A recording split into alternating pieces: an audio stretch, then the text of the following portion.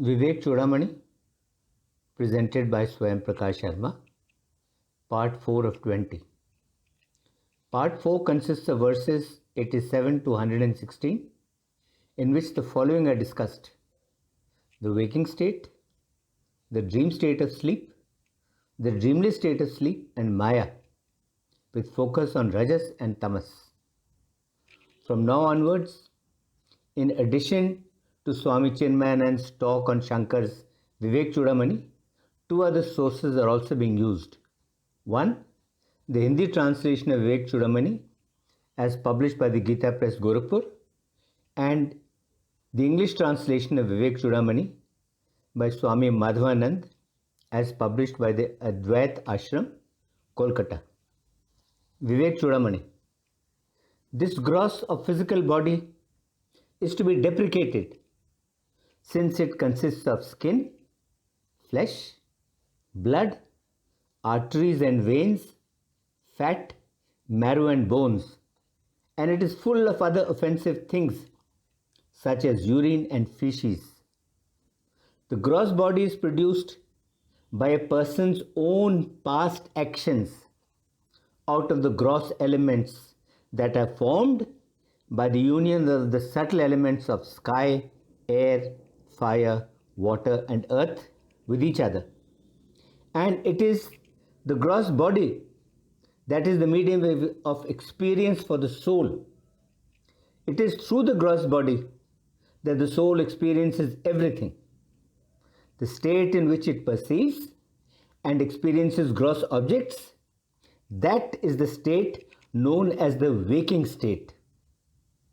Identifying itself with this gross body, the individual soul, though different from the body, enjoys gross objects such as food, such as works of art and the like, by means of the external organs such as the eyes, the ears, the skin, the tongue, and the nose. Therefore, this gross body has its fullest play in the waking state. Know this gross body to be like a house to the householder. It is in this gross body that man's entire dealing with the external world rests. Man does all his dealings with the entire outside world through this gross body. The various characteristics of the gross body are birth, growth, decay, and death. The different conditions of the body are obesity, childhood, and the like. The body has various restrictions such as caste, that of being a Brahmin, that of being a Kshatriya, of being a Vaishya, or of being a lower caste. And it also has restrictions such as orders of life, such as brahmacharya or celibate studentship, grihastha or a householder, a vanprastha or a forest dweller, or a sannyasi, a renunciate. This gross body is subject to various diseases, and it also meets with different kinds of treatment, such as being worshipped, such as being insulted, or being bestowed with high honors.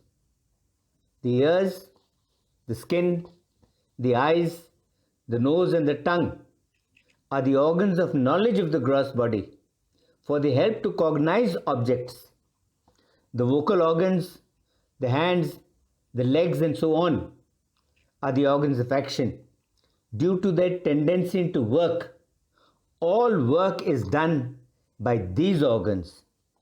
The inner organ or antahkaran is called man, mind, buddhi, intellect, ego, or chit, consciousness, according to the function it performs. The function of man or mind is to consider the pros and cons of things. The buddhi or the intellect helps determine the truth of objects. The ego identifies this body as one's own self or Atma. It is the ego that identifies the gross body as one's self or Atma. Chit or consciousness is so called from its function of remembering things it is interested in. Pran, the vital force that is single. When that pran enters the body, then according to the diversity of functions and its modifications, it becomes pran, apan, dhyan, udan and saman. It becomes 5, just as gold is fashioned into different ornaments and water takes the form of ice, of foam, of bubbles, of waves and the like. The 5 organs of action, the 5 organs of knowledge, the groups of 5 prans, the 5 basic elements, together with buddhi and the rest, as also ignorance, desire and action. This group of 8 makes up what is called the subtle body. Now listen carefully. The subtle body, also called the ling sharir, is produced out of the elements before the elements have subdivided and combined with each other. This subtle body possesses latent impressions, and it is these latent impressions that causes the soul to experience the fruits of its past actions that are latent in the subtle body. The word ling literally means the revealer of what is latent. It is a beginningless superimposition on the soul that is brought about by the soul's own ignorance. Next, we come to the dream state of sleep. The dream state of sleep is the state of the soul where the soul shines by itself. In dreams, the antahkaran, the inner organ, or the mind by itself, independent of the objective world, takes on the role of the agent and the like, owing to the various latent impressions of the waking state, while the supreme Atma shines in its own glory, with buddhi as its only superimposition, the witness of everything, and it is not touched in the least by the work that buddhi does. As the Atma is completely unattached, it is not touched by any work that the superimpositions on it may perform. It must be understood clearly that Atma is the one intelligent principle, and whatever buddhi or the intellect does, it does all that by borrowing the light of the Atma. The subtle body is the instrument for all the activities of the Atma. The Atma, which is knowledge, absolute. In much the same way as the adze and the saw are the tools of the carpenter. Therefore, the Atma is perfectly unattached. Blindness, weakness and sharpness of vision, these are conditions of the eye that depend solely on the fitness or otherwise of the eye, as are deafness, dumbness, the conditions of the ear, depending solely on the fitness or otherwise of the ear, and so on. But these are never conditions of the Atma, which is the knower. Breathing in, breathing out, yawning, sneezing, secretion, leaving this body and the like, all these are, and the rest are called functions of secondary pran by experts. While hunger and thirst, these are characteristics of pran proper. The inner organ, which is the mind, that mind has its seat in the organs such as the eye, as well as in the body. It identifies with them and is endued with the reflection of the Atma. Know that it is egoism which, identifying itself with the body, becomes the doer or the experiencer, and in conjunction with the gunas, the 3 components of Prakriti, which are Sattva, Rajas and Tamas, assumes the 3 different states of waking, of dream sleep and of dreamless sleep.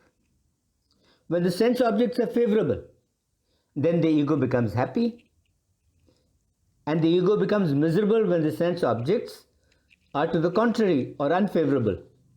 So happiness and misery are characteristics of the ego, of egoism.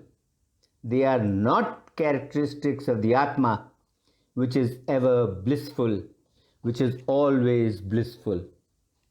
For their pleasure, the sense objects depend totally on the Atma. They are pleasurable only as dependent on the Atma, manifesting through them and not independently, because the Atma by its very nature is the most beloved of all. Therefore, the Atma is always blissful and never suffers any misery. Now we come to deep dreamless sleep.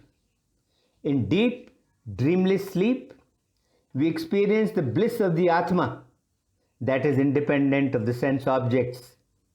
That this is indeed so is clearly attested by the Shruti as contained in the Brihadaranyaka Upanishad, the Chandogya Upanishad, the Kaushitki Brahman Upanishad, and many other Upanishads.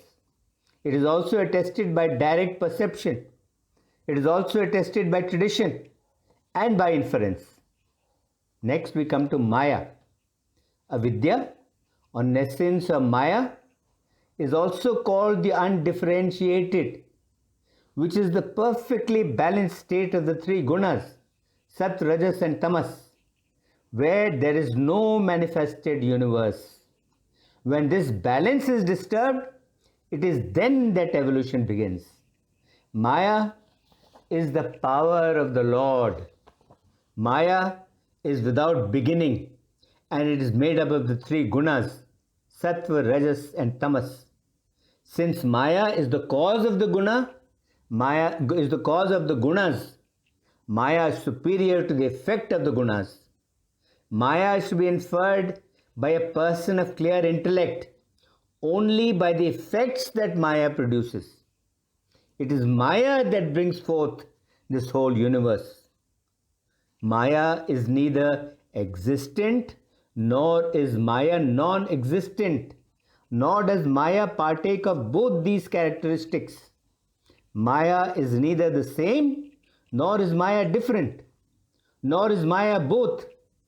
Maya is neither composed of parts, nor is Maya an indivisible whole, nor is Maya both. Maya is most wonderful and cannot be described in words.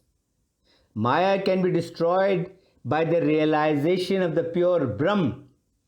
Maya can be destroyed when a person realizes the pure Brahm, the one and only, without a second, just as the mistaken idea of the rope as a snake is removed with the realization of the truth of the rope.